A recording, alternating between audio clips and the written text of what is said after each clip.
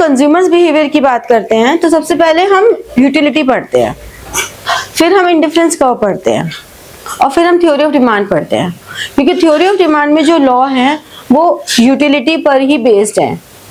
ठीक है, यूटिलिटी और इंडिफरेंस कर्व हमें consumers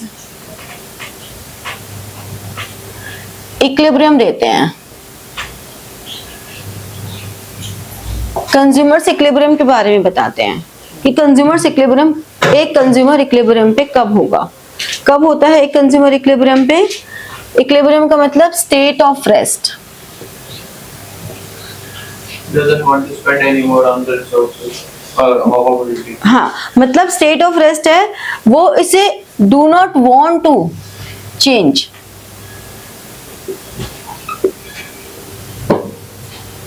do not want to change, जिस पोजीशन पर वो है वो उस पोजीशन को चेंज नहीं करना चाहता, वो उसी पोजीशन पे रहना चाहता है। सिर्फ रैशनल वाले होते हैं। ठीक है, हाँ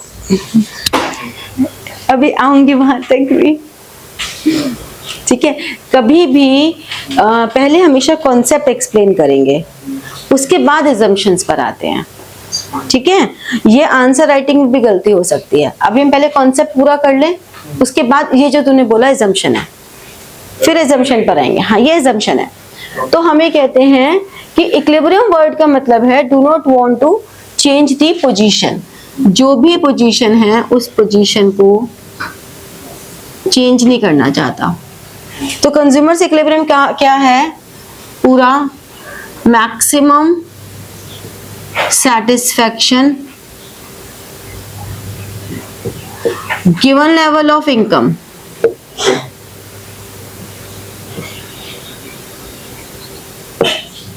at given prices। जो भी प्राइस लेवल है, जो भी इनकम लेवल है, उस पे एक कंज्यूमर को मैक्सिमम सेटिस्फेक्शन हो रहा है, उसे हम कंज्यूमर इक्विलिब्रियम कहते हैं। बट जब इस कंज्यूमर इक्विलिब्रियम की बात करें, चाहे यूटिलिटी के थ्रू करें चाहे इंडिफरेंस कर्व के थ्रू करें, हमें कहते हैं कि वो कंज्यूमर रैशनल होना चाहिए। रैशनल कंज्यूमर का मतलब इसका वही कि एक बार उसको सेटिस्फैक्शन मिल गई तो वो स्टॉप हो जाएगा। हाँ, और रैशनल कंज्यूमर मतलब वो रैशनल होना चाहिए, मतलब he or she wants to do that consumption willingly। Insane mind नहीं होना चाहिए, ठीक है ना, पागल नहीं होना चाहिए, समझदार थोड़ा होना चाहिए, ठीक है ना, ऐसे वाला। फिर no change in price, income, taste, fashion, price of all related goods constant। कुछ भी चेंज नहीं होना चाहिए, सब कुछ स्टैग्नेंट होना चाहिए, इसलिए थ्योरी जो है वो क्रिटिसाइज भी होती है। ठीक है, तो ये हमारा ओवरऑल कंज्यूमर इक्विलिब्रियम की बात हम कर रहे हैं। फिर हम बात करते हैं पर्टिकुलरली यूटिलिटी की। यूटिलिटी में हम क्या कहते हैं, utility is power of satisfaction. Utility एक रिलेटिव कॉन्सेप्ट है। रिलेटिव कॉन्सेप्ट का मतलब क्या हुआ, changes from place to place, person to person और टाइम टू टाइम। इन सब के हिसाब से चेंज होता रहता है, ठीक है ना। तो ये हमारे लिए एक रिलेटिव कॉन्सेप्ट है। फिर हमें कहते हैं मेजरेबल है इन यूटिल्स, यूटिल्स की फॉर्म में, ठीक है। इसमें हमारे पास दो कॉन्सेप्ट्स आते हैं, टोटल यूटिलिटी एंड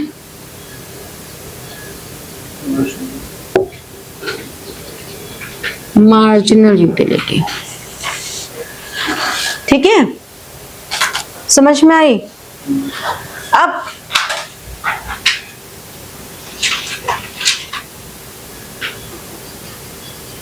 यूनिट्स हैं 1 2 3 4 5। तो जो मार्जिनल यूटिलिटी होगी इसकी हमेशा क्या होगा, एक रैशनल कंज्यूमर की क्योंकि हम बात कर रहे हैं, तो फर्स्ट पॉइंट पे हमारी यूटिलिटी हमें बहुत सारी मिलेगी, अच्छी खासी। लेकिन जैसे ही हम नेक्स्ट कंज्यूम करेंगे उससे मिलने वाली यूटिलिटी कम हो जाएगी, तो वो 8 हो गई, फिर हो सकता है वो और कम हो जाए, 5 हो जाए, फिर 0 हो जाए और फिर नेगेटिव में आ जाए, ऐसा भी हो सकता है। तो ये मार्जिनल यूटिलिटी है। तो मार्जिनल यूटिलिटी का बिहेवियर क्या होगा, marginal utility declines with consumption of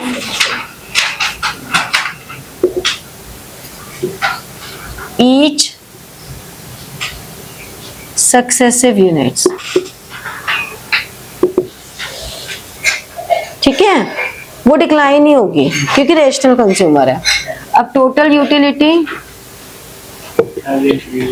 ये तो 10 हो गई, फिर 10 + 8 18, 18 + 5 23, 23 और ये 19। तो हम क्या कह सकते हैं, total utility is sum of all marginal utilities. तो अगर फॉर्मूले की फॉर्म में हम बात करें तो total utility summation of mu and marginal utilities TUN minus TUN minus 1, है ना। तो हम क्या कह सकते हैं, ये वाला जो पॉइंट है इसे हम कंज्यूमर इक्विलिब्रियम नहीं कहेंगे, लेकिन इसे हम कहेंगे पॉइंट ऑफ सैटिटी। अगर रेस्ट की बात करेंगे ना बेटा तो वो इक्विलिब्रियम आ जाएगा, ठीक है। तो हम रेस्ट की बात नहीं करेंगे, पॉइंट ऑफ सैटिटी। उसमें रेस्ट लिखा हुआ है क्या, उसमें रेस्ट लिखा हुआ है कहीं? सैचुरेशन पॉइंट, इसे हम सैचुरेशन पॉइंट कहेंगे, ठीक है। समझ में आया? ये याद आ गया, मतलब बेसिकली समझ में आने से ज्यादा याद आया। तू क्या देख रहा है, तू अपना करना। चलो ठीक है, जो भी है ये नोट डाउन कर लो, फिर डायग्राम बताती हूँ। कार्डिनल टर्म का मतलब क्या होता है? यूटिल्स है, यूज करता है, यूटिलिटी को मेजर कर सकते हैं। कार्डिनल का मतलब होता है कि हमारा एक नंबर सिस्टम है, तो हम यूटिलिटी में नंबर्स में डिफाइन कर रहे हैं ना। वैसे तो सेटिस्फेक्शन को डिफाइन करना बड़ा मुश्किल है, तुम्हें मोमोज खा के जो सेटिस्फेक्शन मिल रहा है वो तो अलग लेवल सेटिस्फेक्शन होता है, लेकिन हमने कहा कि इसको मैक्सिमम नंबर देना है, तो तुम जितना भी दे दोगे, लेकिन मैंने कहा नहीं मैक्सिमम 100 ही देना है, तो तुम कहोगे 100 ही दे दो फिर तो इसलिए हमें कहते हैं कि कार्डिनल जो होता है वो तो यूटिलिटी एनालिसिस होता है, और जो ऑर्डिनल होता है वो रैंकिंग है, और वो हमारा इंडिफरेंस कर्व बताता है, ठीक है। तो ये एक बहुत इंपॉर्टेंट क्वेश्चन होता है जो कि सीवीटी में या किसी भी जहाँ पे एमसीक्यूज है वहां पे ये वाला पॉइंट जरूर आ जाता है जनरली। हाँ, कि यूटिलिटी एनालिसिस जो है वो कार्डिनल एनालिसिस है, और जो इंडिफरेंस कर्व है वो ऑर्डिनल एनालिसिस है, ठीक है ना। ये अब हम डायग्राम की बात करें,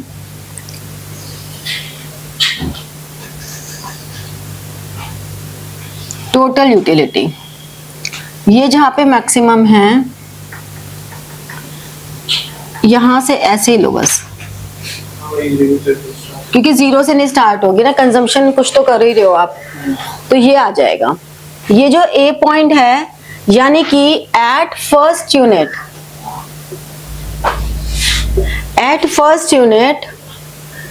TU is equal to MU, ये बात हो गई। फिर ये हो गया B, at highest point of TU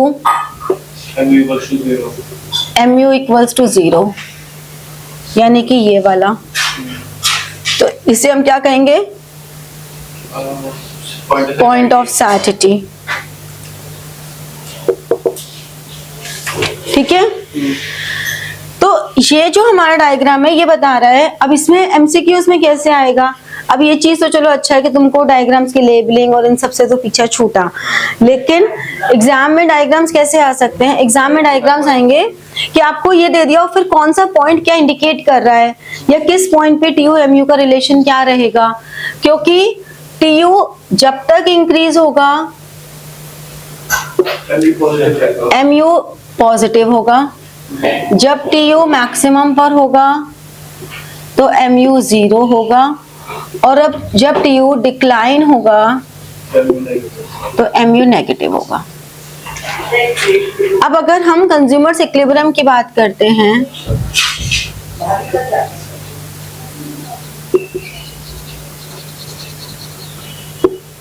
consumers equilibrium की जब हम बात करते हैं तो कंज्यूमर्स इक्विलिब्रियम में हमारे पास एक आता है सिंगल कमोडिटी, एक आता है टू कमोडिटी।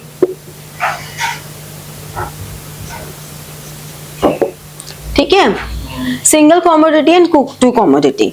ये जो डायग्राम है, ये डायग्राम हमें टीयू एंड एमयू का रिलेशन तो बता ही रहा है, साथ साथ ये हमें लॉ ऑफ डिमिनिशिंग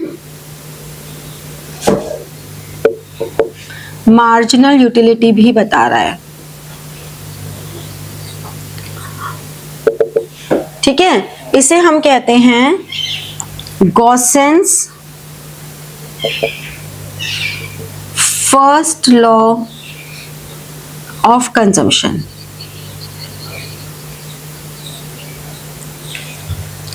या फिर गॉसेंस साइकोलॉजिकल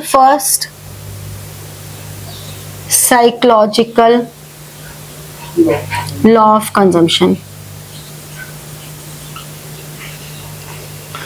जबकि टू कमोडिटी केस को हम कहते हैं law of equi marginal utility, Gossen's second psychological law of consumption. ठीक है, समझे? तो इस तरह से अब सिंगल कमोडिटी में कंडीशन क्या है? MUX upon PX is equal to MUM। MUM क्या होती है? Marginal utility of money. हमेशा हम ये कंसिडर करके चलते हैं अनलेस एंड अनटिल हमें कुछ नहीं दिया हुआ कि marginal utility of money is constant and 1 ले लेते हैं। 1 लेने से हमें क्या हुआ कि हमने यहाँ बोल दिया MUX is equal to PX। ठीक है ना? जबकि यहाँ पे जब टू कमोडिटी की बात कर रहे हैं तो हम कह रहे हैं MUX, ये तो 1 है ही, upon PX, MUY upon PY। या हम ये कह सकते हैं इसको अल्टरनेट वे में कि MUX अपॉन MUY, यानी कि ratio of their marginal utilities is equal to ratio of their prices. तो एमसीक्यूज में ना यही सब चीजें घुमा के दे देते हैं कि यही सेंटेंस है। अब देखो ऐसे बोल देंगे the ratio between utility and price of both commodities must be equal. Ratio of marginal utility and price of each commodity are equal. ये वाली स्टेटमेंट हो गई ना, ratio of marginal utility and price of that of each commodity equal. इसके लिए statement लिखी गई है, ratio of marginal utility and price of each commodity या each good is equal। ठीक है, इसके लिए हम क्या स्टेटमेंट लिख रहे हैं? Ratio of marginal utilities of two goods and ratio of price of two goods are equal। हम सेंटेंस पढ़ के कंफ्यूज हो जाते हैं और हम रॉन्ग चॉइस कर देते हैं। सेंटेंस पढ़ के हम गड़बड़ कर देते हैं, जबकि इसी इक्वेशन को इस सेंटेंस के फॉर्म में लिख दिया ना, और ये मैंने एक तरीके से लिखा है, कैसे भी मोल्ड करके लिख देंगे। सेकंड वाला ratio of marginal utilities of two goods. अच्छा एमयू लिखा है वो। हाँ, हाँ। मुझे लगा एनओ लिखा है वो। नहीं एमयू, ठीक है। And ratio of price of two goods ये इक्वल है। अब इसको किसी भी फॉर्म में लिख दें। पहले में हम कह रहे हैं ratio of marginal utility and price, marginal utility and price of each good, यानी कि हर एक की ये वाली जो रेशियो है वो इक्वल है। हाँ वही तो, दोनों ही तो सही हैं। मुझे लगा एक गलत एक सही। नहीं मैं ये बता रही हूँ दोनों सही हैं, लेकिन एग्जाम में हमें ये वाली कंडीशन तो ऐसे याद होती है, लेकिन जब वो इस फॉर्म में आते हैं तो हम कंफ्यूज हो जाते हैं, जबकि दोनों सही हैं। वो कह देते हैं ना which of the following is not correct, तो हम इनमें से किसी को नॉट करेक्ट कर देते, जबकि दोनों सही हैं। तो मैं ये बता रही हूँ कि जनरली जब तुम्हारा सीबीएसई का पेपर होता है ना, तब इतना ज्यादा नहीं घुमा रहे हैं, जबकि सीयूटी में यही घुमाने के लिए, क्योंकि उसमें और कहाँ घुमा सकते हैं, शब्दों में ही तो घुमा सकते हैं ना, तो यही घुमा रहे हैं। तो ये चीज है। तो ऐसे करके अगर तुम जो कुछ भी प्रैक्टिकली पढ़ रहे हो, इवन इन अकाउंट्स ऑल्सो, जो कुछ भी तुम प्रैक्टिकली पढ़ रहे हो वो उसको सेंटेंस फॉर्म में लिख देते हैं। गुडविल का फॉर्मूला सेंटेंस फॉर्म में लिख दिया, अब वो कंफ्यूजन हो जाती है एकदम से, क्योंकि हम लोगों को आदत है प्रैक्टिकल करने की, हम उसको सेंटेंस फॉर्म में कर ही नहीं पाते हैं, समझ ही नहीं पाते हैं। तो आपको बहुत ध्यान से पढ़ना है कि सेंटेंस फॉर्म में अगर हम कन्वर्ट कर रहे हैं तो क्या होगा, या जो वो लिख रहे हैं उसको फॉर्मूले की फॉर्म में लिख के देख लो, रफ शीट्स मिलती हैं तो तुम्हें समझ में आ जाएगा। तो ये इतनी सी बात है। अब अगर एक से ज्यादा कॉमोडिटी भी हो तब भी कोई फर्क नहीं पड़ता, कुछ नहीं होना। ये देखो MUX PX, MUY upon PY, MUZ upon PZ, ऐसे करके जितने मर्जी हो, मतलब MU जो भी होगा अपॉन P जितने भी होंगे।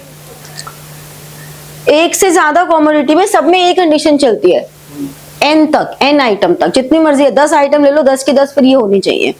और फिर यहीं पर जो मैं बताती हूँ ना तुम्हें कि economics honours is not economics, that is all about maths. वो यही है कि जब यहाँ पे 2 से ज्यादा आ जाते हैं तो तुम्हारी मैथमेटिकल एप्लीकेशन लगनी शुरू हो जाती है। इसीलिए आप लोगों के सिलेबस में 2 तक ही है, क्योंकि इकोनॉमिक्स वो बच्चे भी करते हैं जिनके पास मैथ्स नहीं है, तो इस वजह से वो इतना तक ही रख रहे हैं जहाँ पे मैथ्स का इन्वॉल्वमेंट ना हो। ठीक है, फिर वो आ जाएगा इंटरनेट सम वाला। बहुत सारी चीजें आ जाएंगी, मैं उस पर जा नहीं रही, यहीं पे रुक जाते हैं। ठीक है, समझ में आया? तो ये तुम्हारा पूरा यूटिलिटी हो गया, नोट डाउन कर लो, फिर इंडिफरेंस कर्व भी कर लेंगे खटाखट से, छोटा सा है।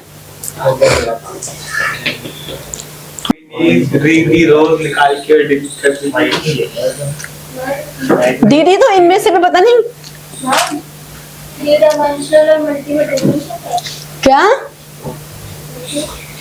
उसमें 3 लिखा है आंसर में और वहाँ पे मल्टी लिखा है, तो अलग होता है। अब देख लूंगी, मैं ऐसे नहीं बता सकते, रैंडमली हाँ भर दूंगी, फिर तुम कहोगे आपने ही बोला था। बिना देखे नहीं बोलूंगी मैं कुछ भी।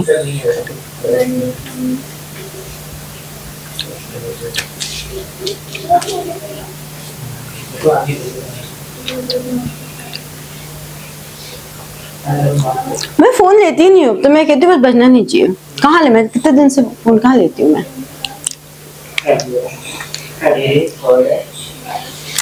अब तो मैं कहती हूँ बजना नहीं चाहिए। अच्छी हो गई हूँ मैं थोड़ी सी।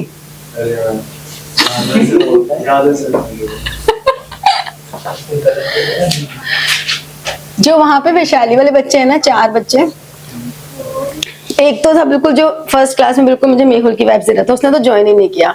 उसने कहा मैम बहुत स्ट्रिक्ट हैं, मैं नहीं पढ़ पाऊंगा इन मैम से। उसने सीरियसली यही बोला है। और एक बच्चा है, उसको वो जब भी बोलता है ना, मुझे ऐश्वर्या याद आ जाता है।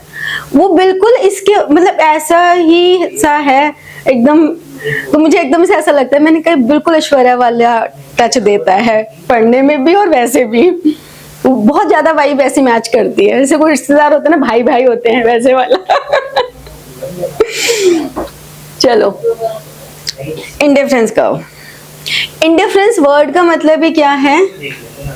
इंडिफरेंट हो, आपको कोई इम्पैक्ट नहीं आ रहा, मतलब ईदर वन इज फाइन, ठीक है ना। मतलब जैसे मैं तुम्हें बोलूं कि इकोनॉमिक्स पढ़ाऊं कि अकाउंट्स, तुम कुछ भी पढ़ा दो, डजंट मैटर, पढ़ना तो सब पढ़ेगा ही ना। ऑप्शन ना पढ़ने की दो तो समझ में आता है, तो बस वो ना दी मैंने, तो मैंने इकोनॉमिक्स या अकाउंट्स बोला, तो तुम्हारे लिए you are indifferent in this ना।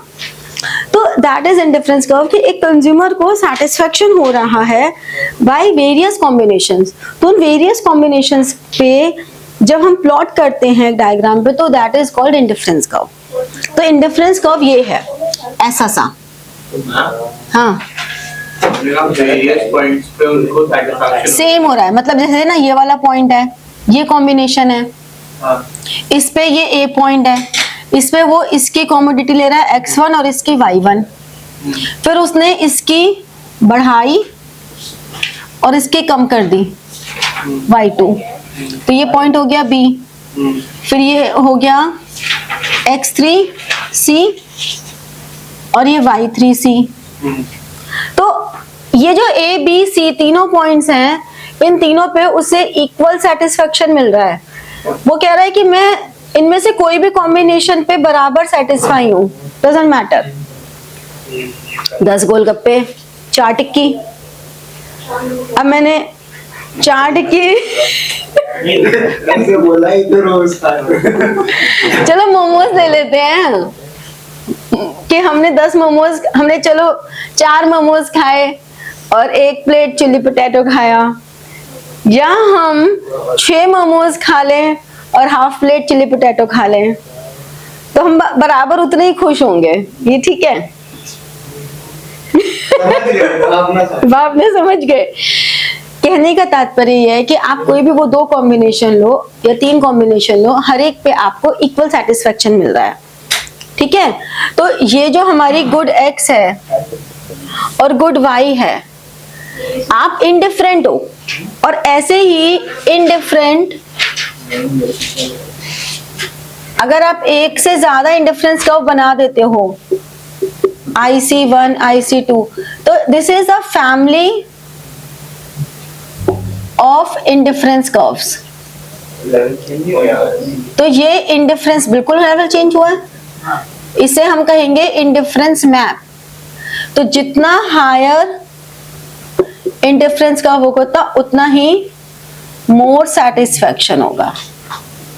बिल्कुल लेवल चेंज हो गया, ठीक है। तो इसमें जब हम यहां जा रहे हैं, ये हमने कहा OX1, ये हमने कहा Y1, अब हमने लेवल चेंज कर दिया, हम ज्यादा सेटिस्फाई हो गए, हमने कहा X2 हो गया, यानी कि OX1 और OY1, फिर OX2 और OY1, लेवल तो चेंज हो ही रहा है।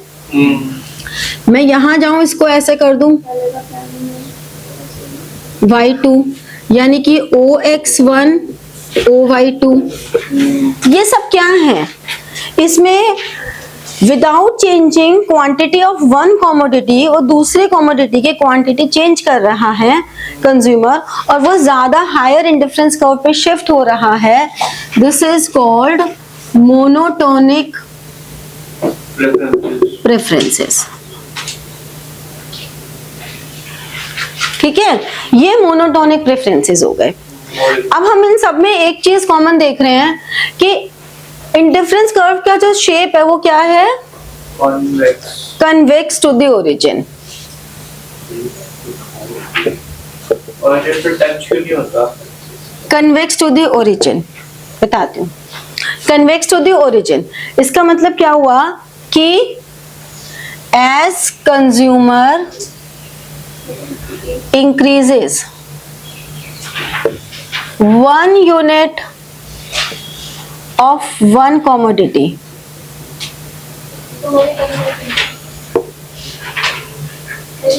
another decreases। जब तक another decreases है तब तक तो वो डाउनवर्ड है, कन्वेक्स नहीं आ रहा, तब तक तो वो डाउनवर्ड लेफ्ट टू राइट है। लेकिन अगर another decreases at decreasing rate word add हो गया तो समझ रहे हो, एक एक वर्ड से आंसर में चेंज आ जाता है। जब तक हम बात कर रहे हैं अनदर डिक्रीजेस, तब तक कौन सी प्रॉपर्टी काम कर रही है, डाउनवर्ड्स लेफ्ट टू राइट।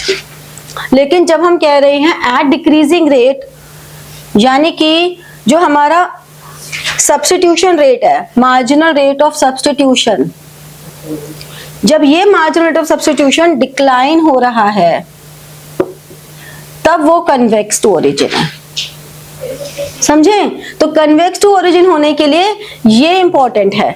जब तक वो यहां तक बात कर रहे हैं डिक्रीज होने, तब तक वो सिर्फ डाउनवर्ड लेफ्ट टू राइट है। अब दूसरी बात जो इसने बोला कि indifference curve never touches any axis, इसलिए क्योंकि consumption of any good can not be zero. Consumption of any good can not be zero, कभी भी उसकी जीरो नहीं हो सकती, इसलिए वो कभी भी टच नहीं करेगा। MRS डिक्रीजिंग है ना, पहले हमने इतना सेक्रीफाइस किया, फिर हम इतना कर रहे हैं, देखो सेक्रीफाइसिंग रेट डिक्लाइन हो रहा है ना। सैक्रिफाइसिंग बढ़ना नहीं चाहिए, नहीं, कम हो रहा है, क्योंकि हम यहाँ पे यूटिलिटी भी तो यूज कर रहे हैं। जैसे जैसे आप आगे कंजम्पशन बढ़ाओगे, थोड़ी तो यूटिलिटी पे भी इम्पैक्ट आ रहा है ना। तो और हम जीरो भी नहीं कर सकते, तो हम बहुत ज्यादा भी नहीं बढ़ाएंगे दूसरे की कंजम्पशन, ये भी नहीं कर सकते कि, और हमें उससे मिलने वाला सेटिस्फेक्शन भी थोड़ा इस तरह से आएगा कि हम इक्वल सेटिस्फेक्शन तो ले रहे हैं, लेकिन दूसरे की क्वांटिटी हम थोड़ी कम कर देंगे, एकदम से बहुत ज्यादा कम नहीं कर पाएंगे। तो उसमें इंक्रीजिंग का ठीक है, तो ये तो सेम ही चीज नहीं हुई, डाउनवर्ड लेफ्ट टू राइट। और नहीं, डाउनवर्ड लेफ्ट टू राइट में तो ये तो कह रहा है ना, ये डाउनवर्ड लेफ्ट टू राइट है, ये तो सिर्फ इसलिए हो गया क्योंकि डिक्रीज कर रहे हैं। एक ही बात है, डायग्राम यही है। इस डायग्राम में अगर हमसे ये बोला कि 1 यूनिट सैक्रिफाइस फॉर अनदर, तो वो डाउनवर्ड स्लोपिंग का रीजन है। लेकिन हाँ, डाउनवर्ड लेफ्ट टू राइट तो ये भी हो सकता है, ये भी हो सकता है, बहुत सारी चीजें हो सकती है ना। बट बात ये है कि हम ये बात कर रहे हैं कि अगर डाउनवर्ड लेफ्ट टू राइट है तब तो सिर्फ इतना है कि सैक्रिफाइस कर रहे हैं, लेकिन अगर कन्वेक्स टू ओरिजिन की बात कर रहे हैं तो marginal rate of substitution decline हो रहा है। ये तो सेटिस्फेक्शन की सारी कहानी चल रही है। अभी यहाँ पे इनकम नहीं आई। कंज्यूमर्स इक्विलिब्रियम के लिए हमें दो चीजें चाहिए, सेटिस्फेक्शन भी चाहिए और इनकम भी चाहिए। ये सारी सेटिस्फेक्शन की कहानी चल रही है। नेक्स्ट हमारी कहानी आएगी इनकम की। तो उससे पहले ये और बता देती हूँ कि अगर ये MRS इंक्रीजिंग होगा, जो कि पॉसिबल नहीं है, तो हमारा इंडिफरेंस कर्व कनकेव हो जाएगा, लेकिन MCQ में आ जाता है इसलिए बता रही हूं। और अगर MRS कांस्टेंट होगा तो इंडिफरेंस कर्व स्ट्रेट लाइन हो जाएगा। कॉन्स्टेंटली कम हो रहा है, अगर मतलब हर बार 2 से कम हो रहा है तो वो एक स्ट्रेट लाइन बन जाएगा।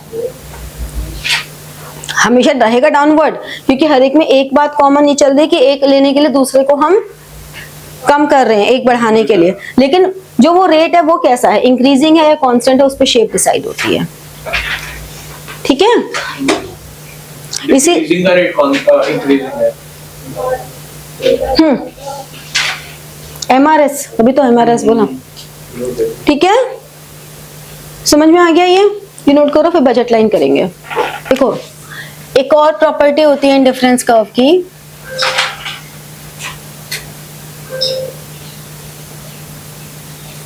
कि 2 indifference curves never intersect each other. ऐसा क्यों होगा? क्योंकि IC1 पर हमारा ये IC1 है, A पॉइंट है और B पॉइंट है। ए और बी पे इक्वल सेटिस्फेक्शन है, फिर ये सी और ये डी, IC2 पर सी और डी का इक्वल सेटिस्फेक्शन है। अच्छा, बट अगर यहाँ पर ए ज्यादा है सी से, तो फिर बी भी तो ज्यादा ही होना चाहिए ना सी से, जबकि यहाँ पर बी सी से कम पर आ रहा है, तो ऐसा नहीं हो सकता। इसे हम कहते हैं इस फीचर को transitivity of preferences. Transitivity of preferences कि अगर A is more than B, B is more than C, तो A is automatically more than C. Logically अगर हम कोई भी प्रेफरेंस को देखें, अगर कोई प्रेफरेंस A है वो B से ज्यादा है, B C से ज्यादा है, तो A ऑटोमेटिकली C से ज्यादा हो गया ना। तो this is called transitivity of preferences. ठीक है, अब समझ में आया। अब हम बजट लाइन की बात करते हैं। तो बजट लाइन क्या होती है? बजट लाइन यहाँ पे इनकम को बता रही है, यानी कि अगर हम पूरी की पूरी इनकम, ये गुड X है, ये गुड Y है, अगर हम पूरी की पूरी इनकम को हमने M से रिप्रेजेंट किया, इस पे खर्च कर दें तो एक ये वाला पॉइंट मिल गया। ये वाला पॉइंट, जब पूरी की पूरी इनकम, सॉरी, इस पे हम Y पे खर्च कर दें और इस पे हम X पे खर्च कर दें। कोई भी एक की कंजम्पशन जीरो है। हम यहाँ पे बात ही नहीं कर रहे ना, अभी सिर्फ इनकम की बात कर रहे हैं। हम यहाँ पे सिर्फ इनकम की बात कर रहे हैं कि हमारी जो बजट, ये जितने भी हैं, ये हमारा A पॉइंट हो गया, ये B हो गया, ये C हो गया, ये D हो गया। तो ये जो A, B, C, D है, इन्हें हम कहते हैं बजट बंडल्स। ये बजट बंडल्स हैं जो पूरी की पूरी income price of X into quantity of X, price of Y, quantity of Y is equal to income. इसे हम कहते हैं बजट इक्वेशन। इसे हमने कहा बजट इक्वेशन। अभी हम सिर्फ इनकम की बात कर रहे हैं। अगर हम इस पॉइंट पर हैं, E पॉइंट पर, तो हम सेव कर रहे हैं बहुत सारा, और अगर हम यहां पर हैं, सेव कर रहे हैं मतलब हम पूरा पैसा खर्च नहीं कर रहे ना, E पॉइंट पे अंदर, बजट लाइन के अंदर ही हैं, तो हम पूरा पैसा खर्च नहीं कर रहे। और सारी वो रहेंगे, assumptions तो सेम ही रहेंगी इसमें भी, rational consumer, no change in price, income and all everything. ये अनअटेनेबल है क्योंकि तो बजट से ही बाहर जा रहा है। अब अगर मान लो इनकम इंक्रीज हो गई या डिक्रीज हो गई,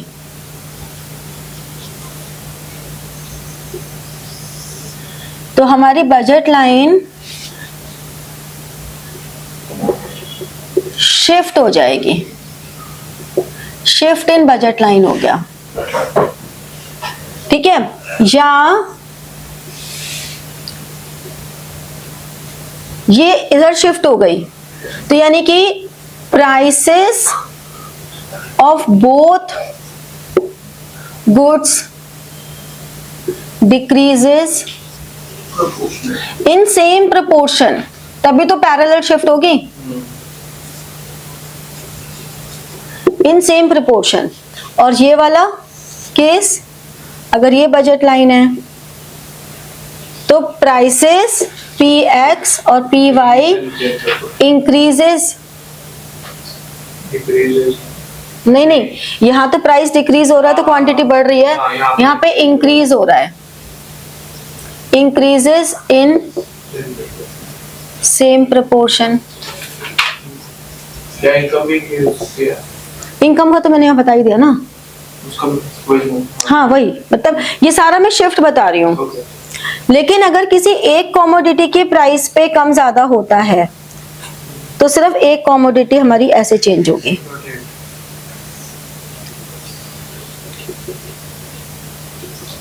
इसे हम क्या कहेंगे?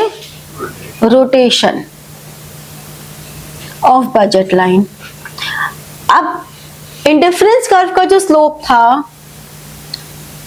Slope of indifference curve, slope का मतलब होता है उस कर्व की वो शेप क्यों है, तो स्लोप ऑफ इंडिफरेंस कर्व था MRS XY, जबकि बजट लाइन का स्लोप है, बजट लाइन का स्लोप है रेशियो ऑफ प्राइसेस, जो इनके प्राइस हैं उनकी जो रेशियो है उसके हिसाब से इसकी शेप डिसाइड हो रही है। ठीक है, तो ये हो गया PX अपॉन PY। ठीक है, तो कोई भी इंडिफरेंस कर्व में अगर वो एक कंज्यूमर इक्विलिब्रियम पर आएगा तो slope of IC is equal to slope of budget line, यानी कि MRS is equal to PX PY। तो हम क्या कह सकते हैं कि ये दोनों इक्वल होने चाहिए, प्लस ये देखो ये ऐसे, ये बजट लाइन है और ये इंडिफरेंस कर्व है, तो ये इक्विलिब्रियम हो गया, यानी कि budget line is tangent to indifference curve, sorry indifference curve is tangent to budget line. समझे? तो कंज्यूमर इक्विलिब्रियम पर आ जाएगा। तो कंज्यूमर इक्विलिब्रियम की कंडीशन क्या हुई? MRS indifference curve is tangent to budget line. Indifference curve tangency पर आ रहा है ना, कर्व इधर टेंजेंट हो रहा है ना, तो हम क्या कहेंगे कि slope of indifference curve and budget line are same, यानी कि MRS XY is equal to PX upon PY। दूसरा indifference curve is tangent to budget line. ठीक है, वैसे इकोनॉमिक्स वाले बच्चों के लिए budget line tangent to indifference curve भी बोल दोगे, अगर वो स्टेटमेंट भी लिखी हुई आ जाए तो भी उसे रॉन्ग मत करना, मतलब वाइसा वर्सा भी, क्योंकि हम इतना ज़्यादा उसमें डीप में जाते नहीं हैं। तो अगर ऐसे आ जाए कि indifference curve is tangent to budget line, या ये लिखा आ जाए budget line is tangent to indifference curve, दोनों स्टेटमेंट को ट्रू ही करना। ठीक है, उसमें ज्यादा अपना वो मत लगाना, क्योंकि इकोनॉमिक्स के हिसाब से फिलहाल इस लेवल तक दोनों स्टेटमेंट ट्रू है। टच कर रही है इंडिफरेंस कर्व, वो भी ठीक है। ठीक है, अब टच तो यहाँ पे ऐसे भी कर रहा है, ये है